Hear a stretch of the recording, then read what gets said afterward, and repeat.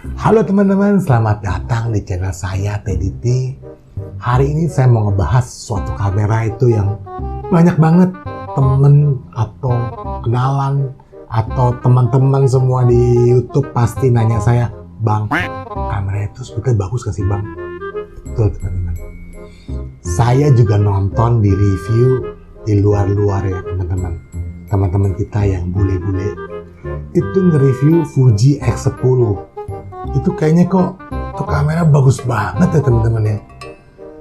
Hasilnya keren banget gitu kan. Sebetulnya tuh kamera ini buat siapa sih teman-teman? Emang bisa itu kamera Fuji X10 emang sebagus itu teman-teman?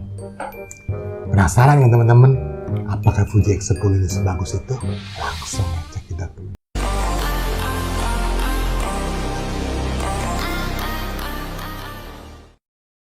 Teman-teman, Fuji X10 teman-teman di tangan saya ini keren banget kameranya. Saya udah pakai kira-kira 1 tahun lebih teman-teman. Kalau teman-teman mau pengen lihat saya punya street fotografi menggunakan X10 itu banyak banget. Saya kasih link-linknya. Yang terakhir tuh saya motret ini di Bandung teman-teman. Dan tuh hasilnya saya kasih SOC tanpa diedit ya teman-teman, bisa lihat hasilnya tanpa diedit juga. Nah teman-teman, kalau teman-teman lihat review-review ini di YouTube, orang-orang bule pada nge-review ini, teman-teman street photographer di luar, itu kok kayaknya hasilnya bagus banget ya teman-teman, keren banget teman-teman. Cuman 2 sih yang dipikiran di otak saya. 1, diedit, ya pastilah diedit tuh teman-teman. Yang satu lagi itu, apa karena di luaran sana itu nggak ada bajak ya temen-temen, nggak ada polusi, jadi kayaknya clean, ngeceng banget gitu. Nah, saya juga akan mau bongkar nanti kamera ini sebetulnya tujuannya buat siapa dan juga hasilnya itu sebagus apa sih teman-teman. Maka itu langsung kita lihat ke bodinya. Saya kasih lihat bodinya nih teman-teman ya. Ini bodinya solid metal teman-teman. Saya kasih lihat teman-teman dari dekat. Di depannya ini ada tombol switch untuk manual fokus atau APS-C dan AFS teman-teman. Jadi AFS itu untuk single, C untuk continuous, dan MF itu untuk manual fokus. Pilihannya di sini. Dan untuk di depannya ini besi nih teman-teman. Besi. Nah ini lensanya teman-teman. Range lensanya itu 28 sampai 112 mm. F-nya f2 f2,8 ya teman-teman. Ini depannya ini besinya keren banget teman-teman. Tuh. Keren banget. Di atasnya ini ada buat flash. Jadi kalau teman-teman mau begini lebih enak nih. Kalau mau nyalain flash tinggal dipencet, nanti dia flashnya keluar kecil. Tuh. Ini biasa untuk flash view-nya, ini ada tombol-tombolnya. Nah ini ada dial-dialnya. Nah ini buat yang FN ini biasanya untuk kita ganti mau untuk dibikin jadi tombol apa teman-teman. Yang ini untuk tombol rananya. Keren banget ya teman-teman. Nah, biasanya itu emang yang copot itu karet di sini teman-teman. Ini karet sininya kebanyakan udah pada nggak ada. Termasuk saya punya juga Fuji X10 saya ini juga. Nih Fuji X10 saya lumayan mulus ya teman-teman lihat. Di sini tombol-tombol biasa untuk play segala macam. Nah teman-teman kalau dia buat playnya itu harus dikedepanin. Nanti dia baru play di sini. Di sini tombol AFL, di sini dial lagi, display, raw, nah tombol-tombol yang lain. Kita masuk ke belakang ya teman-teman. Ini X10 saya ini cuman lecet di sini. Sisanya mulus banget ya teman-teman. Di sini ada baterai baterainya ini kuat sekitar 270 watt teman-teman, karena ini baterai kecil ya teman-teman ya. Kalau untuk motret satu harian, mau motret banyak mungkin bisa harus punya 2-3 baterai ya teman-teman. Memori untuk di samping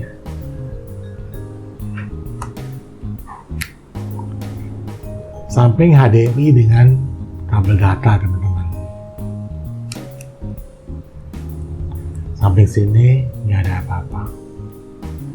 Bodinya solid, besi, atasnya besi, bawahnya juga besi kan. Mantap banget teman-teman. Wow.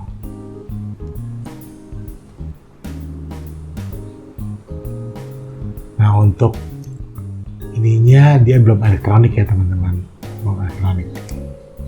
Nah sekarang kita langsung masuk ke bagian menu teman-teman. Menunya itu biasa teman-teman. Ini pertama saya bilang di atas ya teman-teman. Di atas tuh dia ada yang auto, ada yang EXR. EXR itu dari sensor dia, namanya sensor EXR. Jadi kalau teman-teman kepindah ke EXR, di dalam menunya itu dia ada pilihan bisa best resolution sama high ISO low noise. Satu lagi di range priority. Ini kalau misalnya ambil EXR ini, dia jadi megapiksel turun dari 12 jadi 6 teman-teman. Dan dia lumayan memakan baterai. Tapi ini digadang-gadang dulu teman-teman merupakan kelebihan dari si Fuji X10 itu. Biasanya saya pakai sih di range priority. Jadi dia nggak mungkin bisa fotonya jadi wash out atau overexposure teman-teman. Tapi biasanya juga saya pakainya P aja sih teman-teman, daripada menghambur-hamburkan baterai. Jadi saya pakainya yang P aja biasanya. Nah di kelebihan yang lain lagi adalah di bagian advance. Nah, di advance ini dia ada teman-teman bisa untuk potret panorama. Ini dia untuk pro focus. Jadi dia bisa bikin backgroundnya ngeblur teman-teman. Ini ada pro low light. Jadi dia untuk motret yang benar-benar low. Nah seperti ada lagi kreatif lagi di sini ada toy kamera sama juga yang miniatur. Kalau bikin yang miniatur itu nanti dia bisa yang kanan kirinya itu jadi blur teman-teman. Ini pop color sama high key sama dynamic tone. Ini buat seleksi color. Jadi ini yang menu-menu ini keluar setelah X10-nya di-upgrade ke versi yang terakhir teman-teman. Jadi kalau teman-teman ada yang punya tapi belum keluar menu kayak ginian, teman-teman bisa upgrade ke versi yang terakhir, nanti bisa dapat menu yang kayak gini. Untuk menu yang lain biasa teman-teman, nggak ada yang spesial. Ini juga nggak ada yang spesial sih teman-teman. Nah dia bisa silent mode. Ini kelebihannya juga bisa silent mode teman-teman.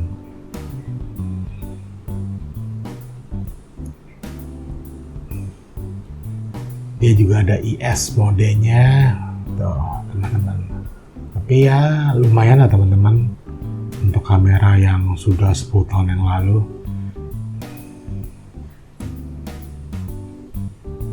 Ada red eye,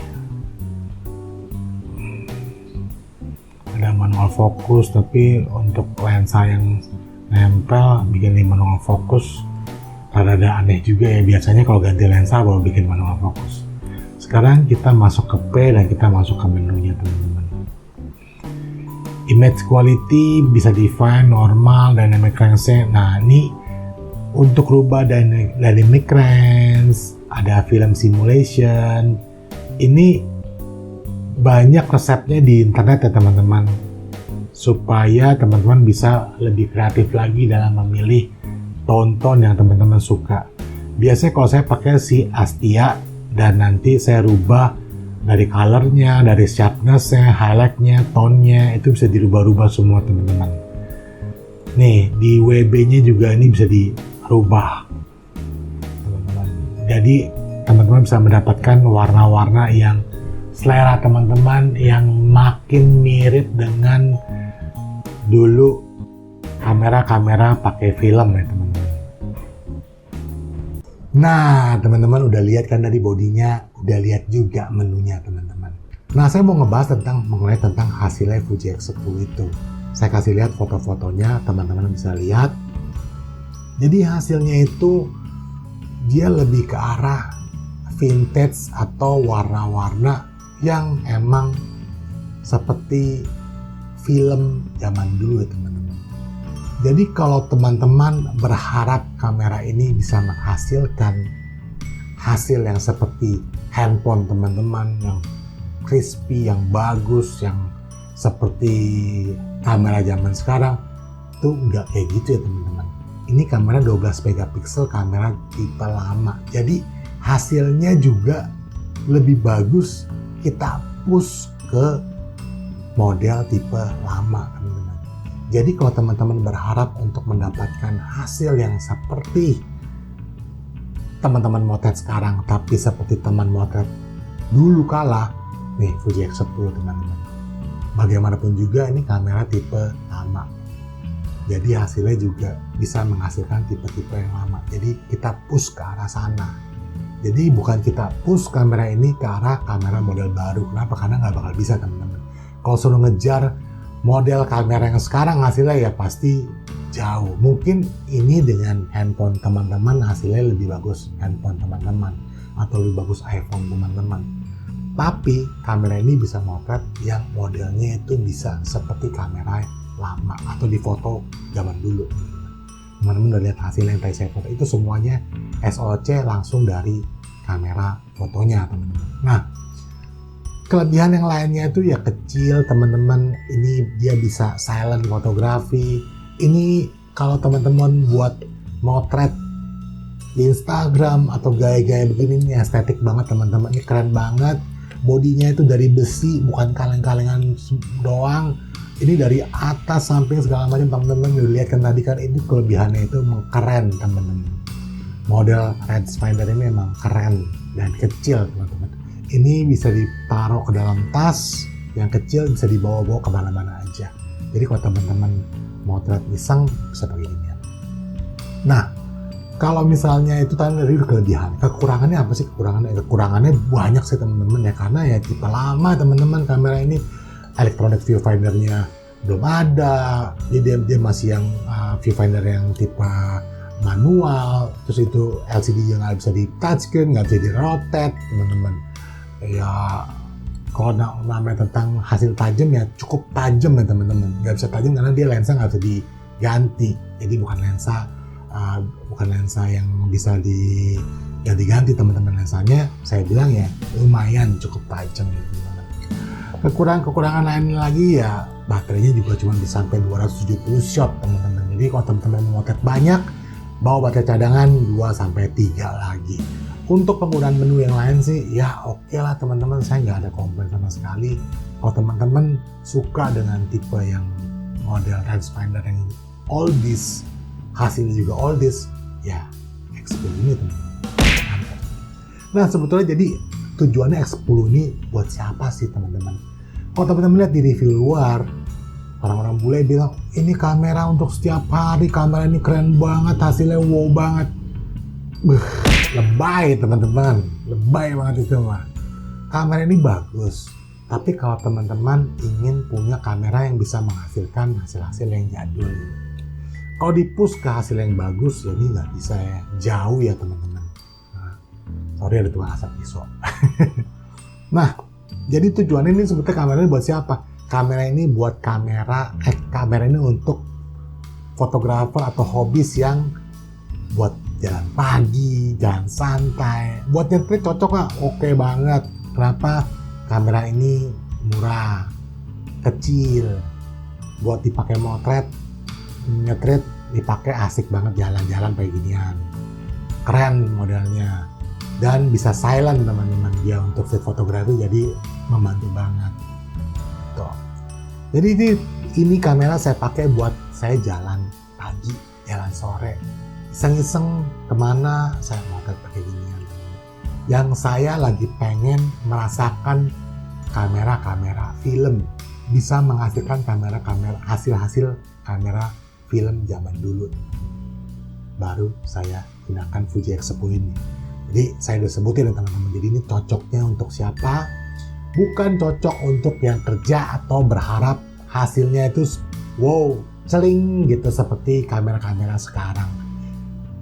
Jangan mimpi pakai kamera Fuji X10 ini. Hasil bagus gak? Bagus, saya nggak bohong. Tapi bagus versi 12 megapiksel dengan sensor yang cuma 3/4, nggak sampai 1 inch.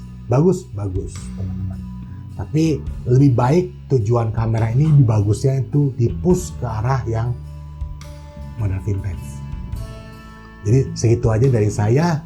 Semoga review saya mengenai Fuji X10 ini dapat bantu teman-teman dalam memilih kamera untuk menemani kamera mahal teman-teman semua. Fuji X10 sekarang adalah kamera collector choice teman-teman. Nama saya TDT, sudah motret ke Anda hari ini. Ciao.